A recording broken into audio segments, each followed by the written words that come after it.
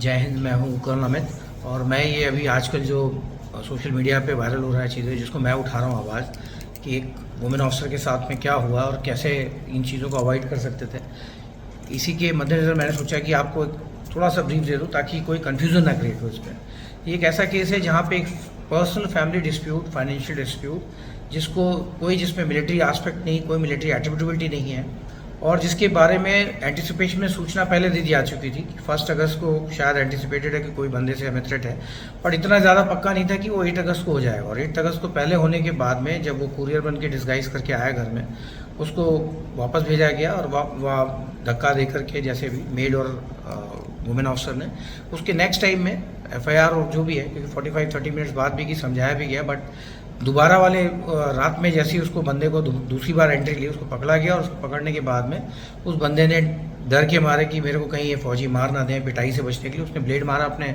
गले पे और उसके बाद उसको एडमिट कराया। एडमिट कराने के बाद में एफआईआर रजिस्टर्ड हुई। जो हमारी कंप्लेंट पहले वाली 8 अगस्त की थी, वो 12 अगस्त को उन्होंने मेडिकल मेडल का होने के बाद में करा दी। अब इस पर एक कोर्ट ऑफ इंक्वायरी ऑर्डर हुई वहीं पे कोर्ट में।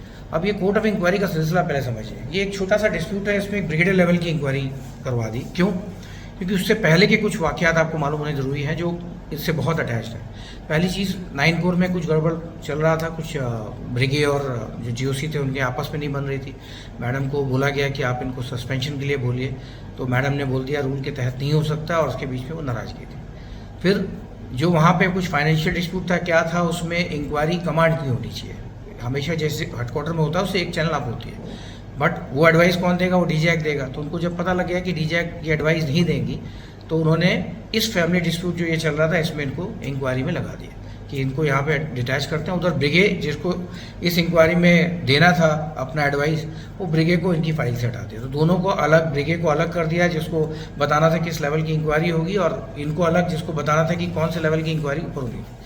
और इन सब में ब्रिगेडियर प्रभु, जो पहले से अगर आपको याद दिलाऊं, थोड़े दिन पहले, साल पहले वुमेन क्रश केस था जिसमें वो जज एडवोकेट थे, मैडम को रात में 2 साल के बच्चे के साथ मूव कराया था, और उसके बाद हम सुप्रीम कोर्ट गए थे। सुप्रीम कोर्ट ने बोला भी था don't victimise this women officer. तो ये वो था उस समय जो डीजैक थे, ब्रिगेडियर संदीप थे, जिनके खिलाफ हमने केस किया था। जज एडवोकेट यही थे। तो ये दोनों में एक ब्रिगेडियर प्रभु यहाँ पे आते हैं सदर्न कमांड का डीजैक बन के, और उधर वो जैक बन जाते हैं। तो जाहिर बात है जिस दिन से आए उससे पहले मैडम को कमेंडेशन कार्ड मिला चीफ का, और जिस दिन से आए हैं सबसे पहले उन्होंने उनको वहाँ डिटेल किया जहाँ मैं डिफेंस काउंसिल, एम्बेरस करने के लिए। उसके बाद 7 महीने वो कोर्ट मार्शल पालमपुर में कर रही थी। बच्चे को वहाँ छोड़ना, 6 बजे जाना और वापस आना, ये चल रहा था। इस सिलसिले में जब इंक्वायरी होती है तो विक्टिम जो है कौन है? विक्टिम और कंप्लेनेंट तो वही है जिसके घर में हादसा हुआ है, और 354 क्राइम अगेंस्ट वुमेन है। तो जब ये इंक्वायरी स्टार्ट हुई और ब्रिगेडियर लेवल की हुई, तो हम जैग वाले हैं, हमें तो इतनी अक्ल है ही है कि कुछ ना कुछ इसमें इम्प्लीकेशन या कुछ ना कुछ स्मेल आ गई थी हमें। तो 14 अगस्त को जब मैंने पहला लेटर लिखा, वो स्टेशन कमांडर को लिखा कि भाई identity of victim should not be revealed. ये लेटर मेरा है। और 14 अगस्त के लेटर के बाद में इन्होंने सबसे पहले 12 अगस्त को इंक्वायरी ऑर्डर की। 12 अगस्त के दिन क्या क्या काम हो वो समझने वाली जरूरत। 12 अगस्त के दिन इंक्वायरी होती है, 12 अगस्त के दिन डिटेलमेंट होता है एक दूसरे ऑफिस से। डिटेलमेंट के बाद 12 अगस्त को बंदा प्रिसाइडिंग ऑफिसर वहाँ जाता है। 12 अगस्त को ही मेंबर्स एक दूसरे से मिलते हैं। 12 अगस्त को ही एक विटनेस सुना जाता है जो 48 पेज का एग्जिबिट देता है, 10 पेज का विटनेस देता, अपना स्टेटमेंट देता है। फिर इसका विटनेस खत्म होने के बाद 12 अगस्त को ही पुलिस कस्टडी पूरी कोर्ट ऑफ इंक्वायरी पहुंच जाती है, और पुलिस कस्टडी में स्टेटमेंट एक्यूज का लेने जाती है। ये 12 अगस्त के दिन ये सारी चीज़ें हुई हैं। इससे क्लियरली है कि इम्प्लीकेशन या फिर कुछ बायसनेस है। अदरवाइज कोर्ट का एक तरीका है, सम्मन देता है सिविल के थ्रू, 135 सेक्शन है। दूसरा, जो पहले आप जो भी आपके सामने आप उसको पढ़ेंगे, सोचेंगे, मंथन करेंगे, उसके बाद आगे देखेंगे। तीसरा ये कि भाई पहला विटनेस तो रजिस्टर्स वगैरह होने चाहिए, और जो बंदे हैं वहाँ पे गार्ड के उनको दुखना चाहिए। खैर, इसके बाद सहायक पार्टीज को भी एग्जामिन किया जाता है और मेड को भी एग्जामिन किया जाता है, और उसके बाद फिर मैडम को एग्जामिन किया जाता है। इस दौरान तक आइडेंटिटी रिवील होती है। मैडम्स के related personal private question presiding officer पूछता है। जब मुझे पता लगता है सब, मेरा मेड मेरे को कंप्लेन करती है, और रात में 6 बजे के बाद उसको बुला करके उसका 8-9 बजे तक छोड़ना, वो जो कि गलत है। इन सब चीज़ों को मैं उठाता हूँ 15 अगस्त के लेटर पे, और ये जीओसी कोर को देता हूँ। बाय द टाइम हमें ये नहीं मालूम था कि जीओसी कोर ही इसमें मेन भूमिका निभा रहा है। जब कोर को देते हैं कोई एक्शन नहीं होता। अब इसी बीच में हमें पता लगता है कि ये कुछ बंदे जो हैं वहाँ जाके सीएमपी के एक्यूज से बात कर रहे थे, उसको गुमराह कर रहे थे कि आप इसको कुछ बोलिए, ऐसे बोलिए ताकि आप भी बच जाएं, लेकिन अक्यूज़ नहीं मानता है, वो थोड़ी रेस्पेक्ट रखता है बिकॉज है तो फैमिली फ्रेंड। यहाँ आने के बाद में अब जो होता है वो देखने वाली चीज़ है कि 15 अगस्त को जब मैडम को बुलाया जाता है तो मैडम सारे क्वेश्चन जो प्राइवेसी के होते हैं नहीं बताती हैं, उनको बोलती हैं भाई क्रिमिनल कोर्ट में पुलिस इन्वेस्टिगेशन चल रही है, और जो कि सही बात है, जहाँ पे केस चल रहा है वहाँ पे बताएंगे और कहीं नहीं बताएंगे। ये करने के बाद मैडम उसमें दोनों लेटर हमारे लगा देती हैं, जिसमें प्रिसाइडिंग ऑफिसर की कंप्लेन भी उसी लेटर में होती है कि भाई आप ये क्वेश्चंस अपने आप से कैसे पूछ रहे हो, किसी ने कंप्लेन नहीं की, किसी ने कुछ नहीं किया। और उसी दौरान हमें ये भी पता लगता है कि भाई अभी तक इनको बताया ही नहीं, जो पहला विटनेस सीएमपी था कि हमने 1 अगस्त को उनको हस्बैंड वाइफ दोनों ने कॉल करके बता दिया था कि ऐसा कुछ है। हमारा उनसे कोई झगड़ा वगड़ा नहीं है, बट एक फैक्ट है जो बहुत इंपॉर्टेंट था, जिसकी वजह से ये ज़्यादा चीज़ें ब्लोन आउट ऑफ प्रोपोर्शन नहीं होती, वहीं ख़त्म हो जाती बात। अब इसके होने के बाद में 15 अगस्त के बाद मैडम बैठ गई, सब कुछ ख़त्म हो गया, बट हमने 22 अगस्त को जब हम डिनर के लिए जा रहे थे, तब हम गाड़ी लेके जब हम अपनी जा रहे थे तो ब्रिगेड कर्नल है और भी ऑफिसर्स थे हमारे साथ में। हम जब निकले बाहर तो एक जेसीओ 4 अदर रैंक्स ने हमें भेज लिया, बोला कि आप नहीं जा सकते, मैडम के लिए ये है और वो है, इंस्ट्रक्शंस हैं ये वो। देखने के बाद मैं गेट पे देखता हूँ चिट लगी हुई है मैडम के नाम की, जिसमें कन्फाइनमेंट इंस्ट्रक्शंस लगे हुए हैं, साथ में मेड का भी नाम, उसका भी नाम। ये एक बहुत ही इल ट्रीटमेंट भी बोलेंगे और बहुत गलत ऑफेंस, डिफेमेशन है ये जवान जी से उसके सामने, और बिल्कुल क्लियर कट केस था। तो मैंने उसकी फ़ोटो खींची, फ़ोटो खींचने के बाद मैंने 22 अगस्त को लेटर लिखा और बोला कि ये बिल्कुल गलत है। उसके बाद हमें और भी चीज़ें पता लगी कि जब एफआईआर होनी थी तब भी उनको रोका गया था, ऐसे बारिश के टाइम में 20-25 मिनट गेट पर रोका गया। तो इन सब के सीसीटीवी फुटेज रखने चाहिए थे डेट के, बहुत इंपॉर्टेंट है, नहीं हुआ। हमारे इस लेटर को देखने के बाद में जब हमने बोला कि ये किसने किया है, तो बताया लगा कि जो कन्वीनिंग अथॉरिटी है, स्टेशन कमांडर ब्रिगेड अजय होगा, ये उन्होंने किया।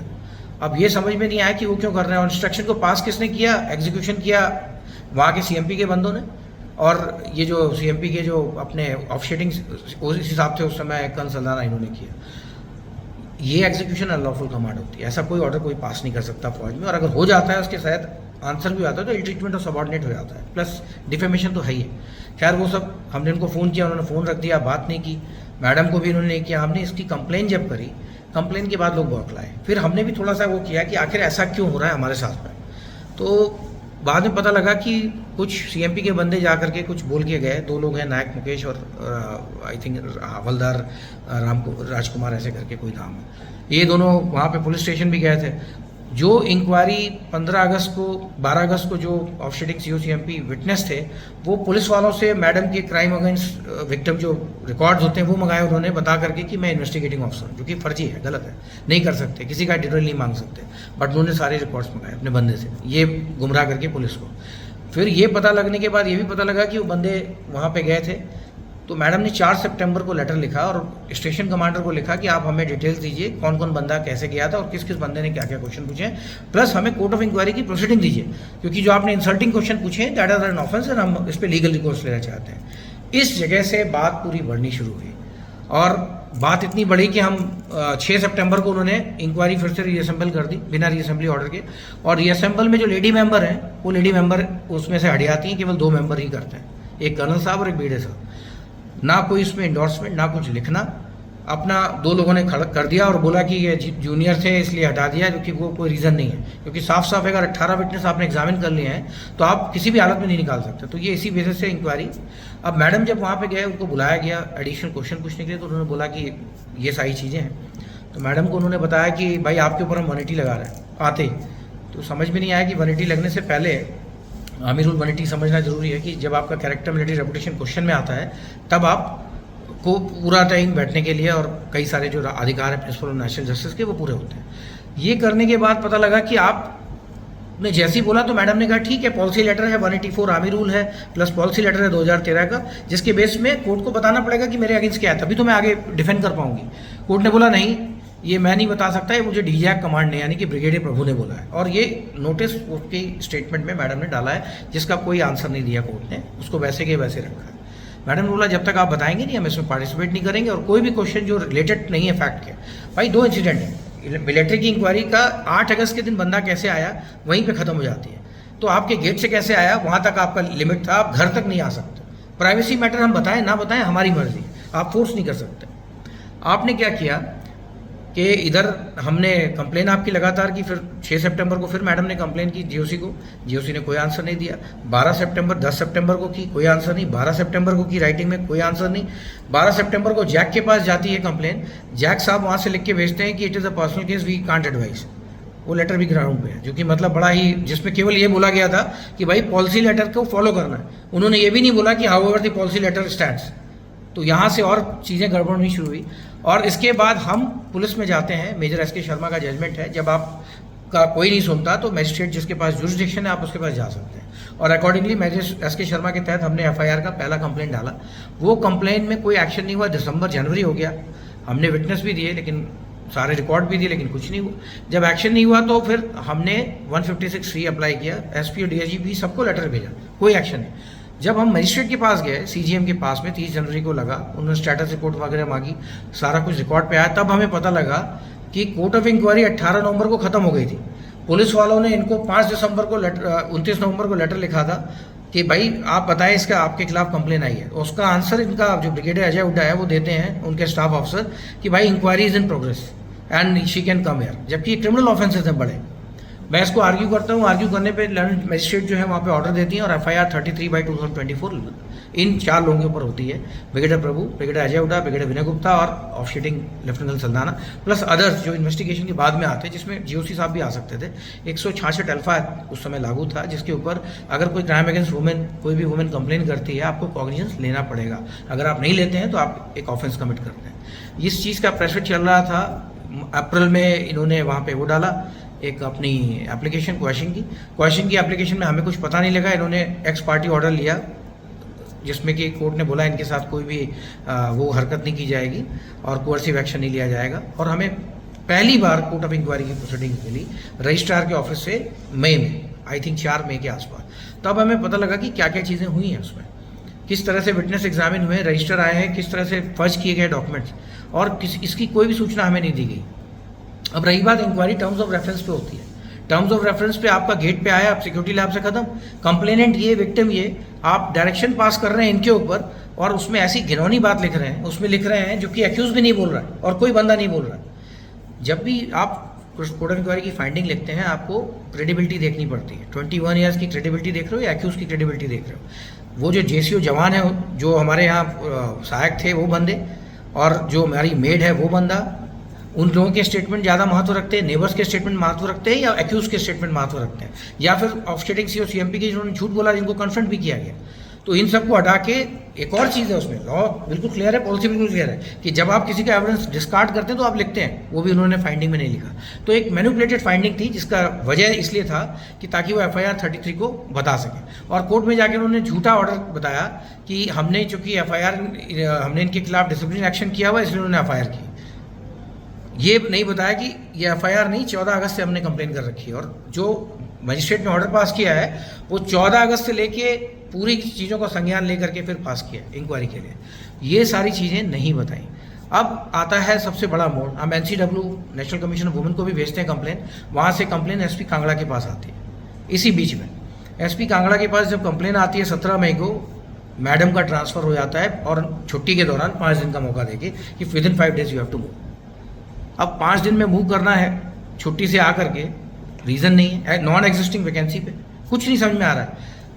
जनवरी में अगर आपने ऑर्डर पास किया है, सस्पेंड कोई भी आपने डायरेक्शन पास किया है, 27 मई तक वहाँ पे वो मैडम अपनी जगह कार्यरत हैं, सेंसिटिव अपॉइंटमेंट डिप्टी जज एडवोकेट जनरल में। ये 5 महीने में क्या हो रहा था, पहली चीज़। दूसरी चीज़, जो आपने इंक्वायरी की है, उस इंक्वायरी में तो हस्बैंड को एग्जामिन नहीं किया, फादर इन लॉ को एग्जामिन नहीं किया। इंक्वायरी तो आपने उस हिसाब से की कि किस तरह इसे इम्प्लीकेट कर लें, क्योंकि जिस हिसाब से आपने डिस्कार्ड कर दिया मेन विटनेसेस को, उससे साफ साफ पता लगता है। अगर बंदा आ भी गया गेट से तो सिक्योरिटी लैप्सेस है। एक बोला पास इशू किया है, पास के बारे में मुझे मालूम है, मेरे को एग्जामिन नहीं किया, मैंने कई बार बोला कि वो पास नहीं है, वो एंट्री स्लिप है, वो जो 27 जनवरी 2023 की है, अगस्त में नहीं लागू होती। और अगर वो लागू हो रही है तो उसका सिंपल है, सिक्योरिटी लैब से, सिक्योरिटी लैब से रिलेटेड एक चीज़ नहीं, किसी के ऊपर कोई एक्शन नहीं। तो स्केप बोर्ड बना दिया विक्टिम कंप्लेनेंट को। कभी आपने सुना है कि विक्टिम और कंप्लेनेंट को ही आप एक्यूज बना दें? और इधर चार्जशीट फाइल हो गई और जुडिशियल प्रोसेस ऑन हो गया। जब जुडिशियल प्रोसेस ऑन हो गया मार्च के बाद से, तो एज इट इज़ आपके पास कोई तरीका नहीं था। यहाँ से निकलने के बाद जब मैडम यहाँ पे आई तो सस्पेंशन ऑर्डर उनको पकड़ा दिया गया, जो कि बिल्कुल गलत था। पहला ह्यूमिलेशन के बाद कोई एक्शन नहीं, कंप्लेन पे कोई एक्शन नहीं, सस्पेंशन ऑर्डर ने पकड़ाया। उधर भी जेएसयू जवान के सामने बेइज्जती, आने के टाइम में भी बेइज्जती, यहाँ भी आके बेइज्जती। तो मैडम के पास और कोई चारा नहीं था। जो मुझे लगता है उन्होंने गलत किया, उनको ये कदम नहीं उठाना चाहिए था। बट कोई भी आदमी जो क्वालिफाइड होता है, जिसको लगता है कि यार कान बहुत इंपॉर्टेंट है, वो ऐसी हरकत करेगा। इन्होंने अपने आप को हिट किया। हिट करने के बाद हम भाग के आए यहाँ पे। सस्पेंशन ऑर्डर में उनको ये बुरा लगा कि भाई जो सीओ बैठा है उसको पहले पढ़नी तो चाहिए कोर्ट ऑफ इंक्वायरी। फाइंडिंग देख के हर आदमी फाइंडिंग देख रहा है, कोई आदमी एविडेंस नहीं देख रहा है। फाइंडिंग तो वही बनाई उन्हीं लोगों ने। किसने बनाई फाइंडिंग? जो खुद जिनके ऊपर एफआईआर हो गई है। लोगों को समझना चाहिए कि कैन आई बी ए जज ऑफ माई ओन केस। तो प्रिंसिपल ऑफ नेचुरल जस्टिस पहले देखिए।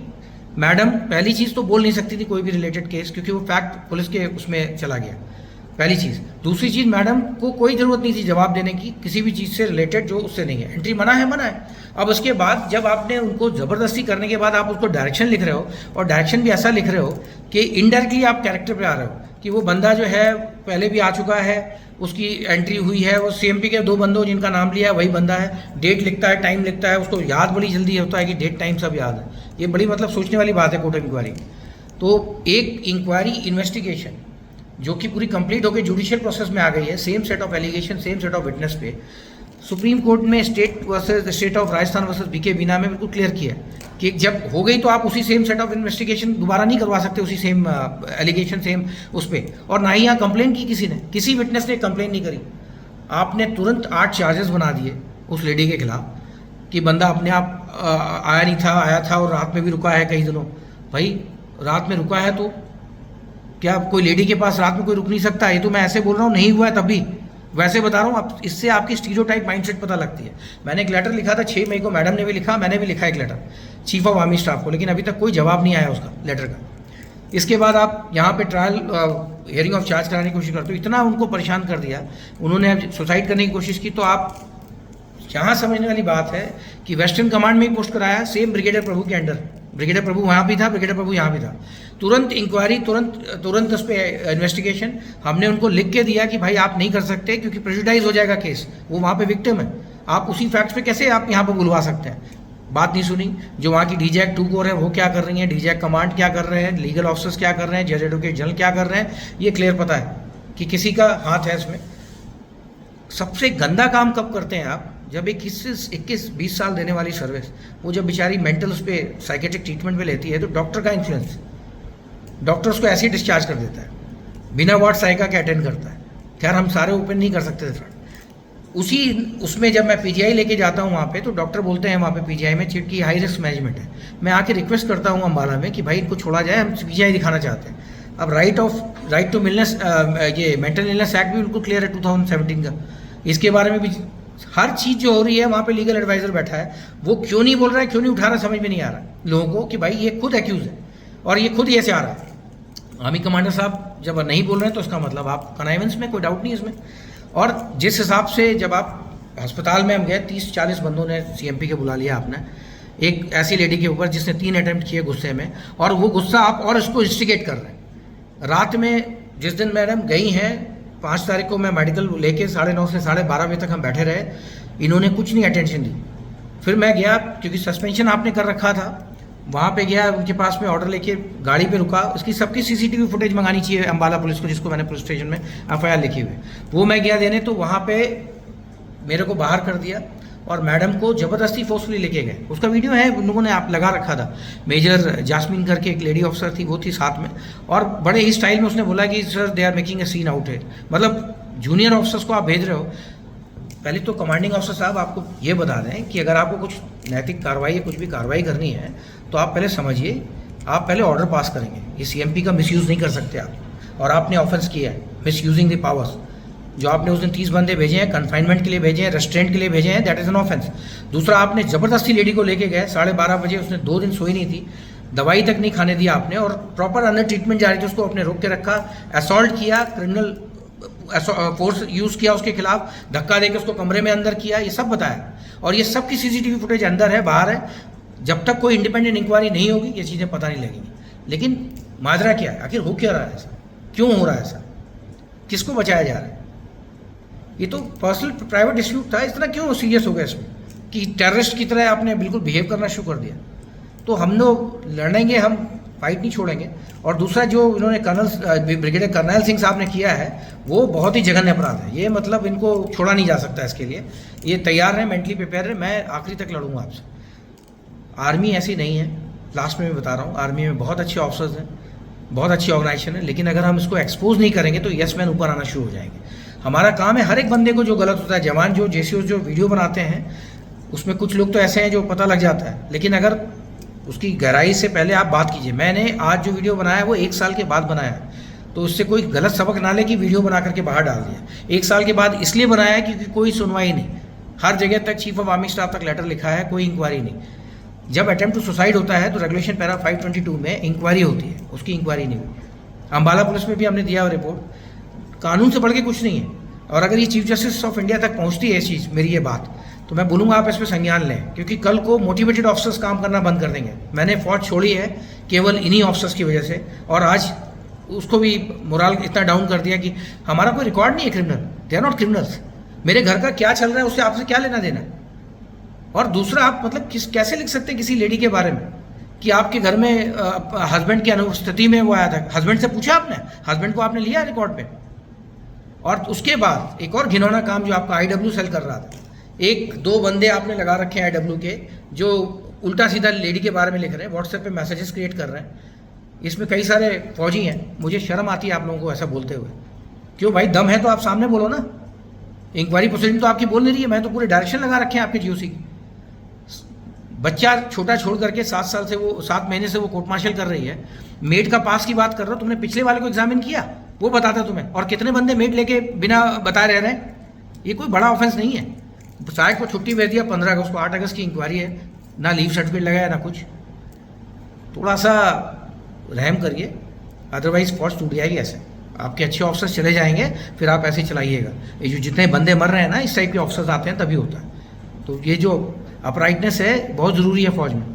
मेरा ये वीडियो बनाने का यही उद्देश्य है, और इसका कोई वो नहीं है।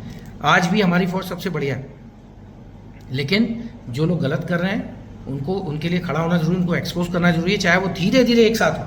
मेरे वाले चैनल में क्या हुआ, सबसे पहले प्रिसाइडिंग ऑफिसर गया, फिर उसके बाद station commander, OC CO CMP। किस लिए? एक गलत चीज़ का साथ देते जा रहे हो, ऑफेंस करते जा रहे हो। यहाँ पे ब्रिगेडियर कर्नल सिंह जबरदस्ती मेडिकल इन्फ्लुएंस कर रहा है, मेडिकल वाले ऑफिसर को बता रहा है। फिर MS का कमांडेंट, वो भी वही चीज़ कर रहा है, जिसकी नेग्लिजेंस की वजह से नेक्स्ट डे उसने हाथ काट लिया अपना। फिर ब्रिगेडियर सैनी जो वहाँ पे इलाज करते करते बोलता है I am under the orders, 30 जुलाई को उसकी कंप्लेन की। तो आप जो सब एक साथ चेन बना के ऑफेंस कर रहे हो, ये यशवंत से बोलते हैं इसे फौज में ऐसे नहीं चलती। तो आगे से ध्यान रखिए, मैंने ये वीडियो जो बनाया है इसलिए बनाया है, और इसका कोई गलत मतलब ना निकालें। मैं फ़ौज के लिए लड़ता रहूँगा, फ़ौज के लिए हमेशा अच्छा बोलूँगा। बट ये जो अन्याय हुआ है, जिसकी वजह से लाइफ जा रही है और लोगों को समझ में नहीं आ रहा है, वो दुखी तो मैं बहुत हूँ इस मामले में। जो हमारे परिवार को तोड़ने की आपने कोशिश की है, मेरे 8 साल के बच्चे को जो आपने 30 दिन तक आपने बिना माँ के रहने दिया है, ये सब ऊपर वाला भी है और कानून है। लोग हैं अच्छे, आप सुन रहे हैं जो मेरे को, वो समझेंगे इस केस को क्या है। आपकी इंक्वायरी तो वैसे ही नल एंड वॉइड है, कोर्ट ऑफ इंक्वायरी, क्योंकि आपने principle of national justice follow नहीं किया। कोई क्रॉस एग्जामिनेशन नहीं है विक्टिम को बना के, और victim was well within our right. आपने उसका टर्म्स ऑफ रेफरेंस एक्सीड करके काम किया। तो ये जो चीज़ें आपने की हैं, इसमें बख्शा नहीं जाएगा, थोड़ा सा समय लगेगा। आज आपके पास पावर है, आज आप सीनियर कमांडर जो बैठा हुआ है उसको कोई हटा नहीं रहा है, ब्रिगेडियर प्रभु वहीं पे बैठा है उसको कोई हटा नहीं रहा है। मेरी माननीय प्रधानमंत्री से और माननीय राजनाथ सिंह जी, मैं कॉलेज के टाइम में मैंने ABUP ज्वाइन की थी, मुझे याद है बहुत पहले, जब मैं कॉलेज का वाइस प्रेसिडेंट था। मैं आपको उसकी बात नहीं बताता हूँ, ये मैं ऐसे बता रहा हूँ, तब आप ही थे, आपके सामने हम लोगों ने वो किया था हिंदी भवन में लखनऊ में। मैं लखनऊ का बंदा हूँ, मुझे कोई आपको बताने की ज़रूरत नहीं, आवश्यकता नहीं थी। बट कुछ चीज़ें जो गलत हो रही हैं ना, आपको उसको देखना पड़ेगा। हम लोग ये गवर्नमेंट के अगेंस्ट नहीं है, हम लोग गलत लोगों के अगेंस्ट हैं। लोग हमें पोर्ट्रेट गलत तरीके से करते हैं। आपको यसमैनशिप नहीं चाहिए, आपको सही चीज़ें बतानी। चाहे मैं अग्निपथ के लिए लड़ूँ, चाहे मैं आसफा के बंदों के लिए लड़ूँ, चाहे मैं प्राइवेसी के लिए लड़ूँ, मैं सही के लिए लड़ रहा हूँ और मुझे यकीन है मैं कहीं गलत नहीं हूँ। जहाँ गलत होता हूँ बोल देता हूँ। तो मेरी आप लोगों से ये दरख्वास्त है कि आप प्लीज़ इसकी इंडिपेंडेंट एजेंसी से इंक्वायरी कराएं, और ये जो कंडक्ट हुए हैं इनकी सबकी CCTV फुटेज है, इनको ले करके आप लेडी को प्रोटेक्शन दें, थोड़ा सा उसको मतलब इस चीज़ से हटाएं ताकि ज़िंदगी थोड़ी सी शुरू कर सकें। धन्यवाद। जय हिंद, जय भारत।